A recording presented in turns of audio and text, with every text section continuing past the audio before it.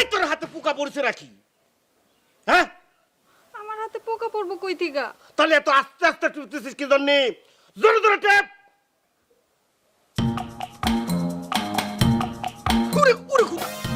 কিরে, তোকে আমি জোরে জোরে পা টিপতে কয়েছি, পায়ের হাড্ডি তো গুঁড়ো গুঁড়ো করতে কয়নি, একদম মেরে ফেলাবো। বলে ফেলা। উস্তাদ, পয়সাওয়ালা এক ছাগল ক্ষেতের কাছে ঘোরাঘুরি করতে আছে। কি জন্য তোকে 3 বার মার্ডার করতে চাইছিলাম বুঝতে পারতিস? তুই এখনো চুপচাপ করে বসে আসু? ওই কিডন্যাপ করতেছ না কি জন্য? এনা রাখ, আমি আসতেছি। ঠিক আছে। ছাগল কিডন্যাপ করার কি জন্য?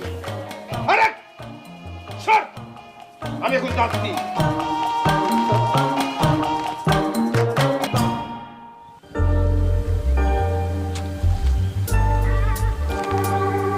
কোথায় যে যায় এভাবে যে খুঁজি, আমি না চিনি পথ ঘাট বাড়ি ঘর, কোনো লোকও চিনি না।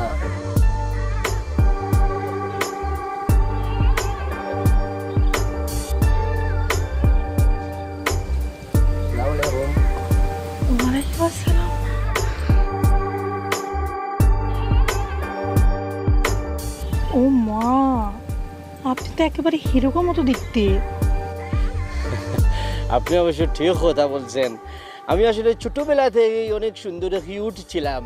যখন বড়বেলায় চলে আসে আমি একেবারে হিরোদের মতোই, মানে চেহারা কাটিং হয়ে যায়। অনেকে আমাকে বলে আমার চেহারার সাথে নাকি সলমান খানের খুব মিল আছে। ঠিক আছে, আমাকে অনেকে বলছে যে আপনি নাটক করেন না কেন, আপনি বিজ্ঞাপন করেন, আমাকে ছবিতেও অফার করছে। কিন্তু আমি ওই অভিনয়টা খুব ভয় পাই, খুব কঠিন জিনিস। আমি অভিনয় আসলে অতটাও পারবো না। খুব আমি দেখছি, একবার শুটিং দেখছি, ওরে বাপ, বারবার বারবার হয় না। ক্যামেরার সামনে দাঁড়ালে আমার ভয় করে, এই জন্য আর ওই লাইনে যাই নাই। ঠিক আছে, আপনার নাম কিতা? আমার নাম সুইটি। সুইটি, বাহ, খুব সুন্দর নাম তো, খুব সুন্দর নাম। আপনার নামটা যেমন সুন্দর, আপনার চেহারাও কিন্তু খুব সুন্দর। মানে নামের সাথে আপনার চেহারা খুব মিল আছে। ঠিক আছে, আসলে হয়েছে কি, বাংলাদেশের যে নেচার, সুজলা সফলা শস্য শ্যামলা সহজ সরল একটা প্রকৃতি, এই প্রকৃতির সাথে বাংলাদেশের মেয়েরাও কিন্তু একদম সহজ সরল, একদম প্রকৃতির সাথে মিলিয়া মিশিয়া একাকার হইয়া গেছে, বুঝছেন না কি? সত্যি কথা বলতে কি, আমি এখানে বিবাহ করব। আমি বাইরে থাকি, দেশের বাইরে। আমি সিলেটে আমার বাড়ি, কিন্তু আমি এখানে আসিয়া বিবাহ করি আবার চলিয়া যাব আর কি। ও মা, আপনি বিয়ে করবার জন্য আসেছেন? হ্যাঁ, তুমি এখানে থাকবে, ঠিক আছে? আমি ভাইয়ের সাথে দেখা করে আবার আসছি। হ্যাঁ, 5 মিনিট। এখান থেকে কিন্তু নড়বে না, প্লিজ। এখানে কিন্তু যাবে না, ঠিক আছে? প্লিজ থেকো, কিন্তু আমি আসছি। আমি কি মানে নিলামে উঠিয়া গেলাম নাকি? হ্যাঁ, আমার দেখিয়া এরকম করতেছে কেন? মানে আমার কি কারাকারি করে আমার ইয়া বলিবে নাকি? বুঝলাম না।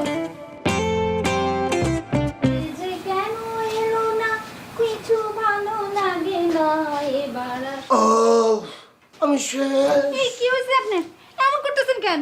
বেলি, হ্যাঁ, এই যে দেখতে চাও, এটা তাহের না, তাহেরের লাশ।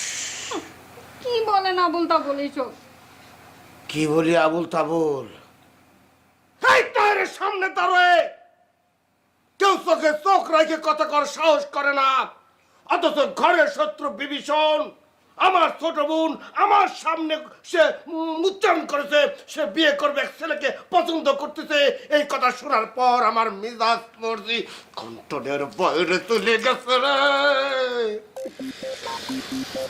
আপনি এত টেনশন করেন না, আপনি তো অসুস্থ হয়ে পড়বেন আরো। আর অগত বিয়ের বয়স হয়েছে। বুঝেছি কারেন্ট কোথা থেকে পাস করতেছে।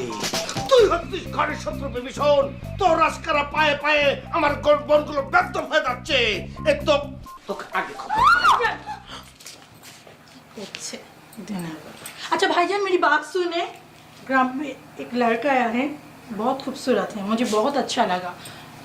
कुछ करिए ना। এই তোকে আমি কতদিন কয়েছি আমার সামনে এই সমস্ত মেথরের ভাষা উচ্চারণ করবি না, তারপরে তুই মেথরের ভাষায় কথা করছিস কি জানি কত। ভাইজান আপনি কি বলছেন? ম্যাথরের ভাষা বলবো, এটা হিন্দি বলছি, হিন্দি। ওরে হিন্দিতে আমি বুঝি নে, এটা তোর বোঝা লাগবে না। এই হিন্দিতে ওই কি কি কয় আছে আমার কত দেখি। গ্রামে একটা পোলা আছে, হ্যাঁ রে পছন্দ করে। আমার बहुत अच्छा लगा मुझे। क्या बताओ भाईजान आपको? বটি দাও তুমি। ও একটা কোপ দেব মাথা আর তোর শরীর আলাদা হয়ে যাবি। যদি বাইকটা থাক তাড়াতাড়ি সর করছে, মিজাজ কিন্তু কন্ট্রোলের বাইরে আছে। এই প্রথম কাউকে পছন্দ হয়েছে ভাইজান, আপনি কিছু করেন। করতে যাবি না, এখনই মার শুরু করবো। না, যাই। আপনার মাথা চেপে দে। গলা চাইতে দেও। কি যেতে হচ্ছে না? হ্যাঁ, তিনের মধ্যে তিনবার করে যে মারি, তারপরে তোকে আমি মনে করি পাগলই হয়ে যাবো।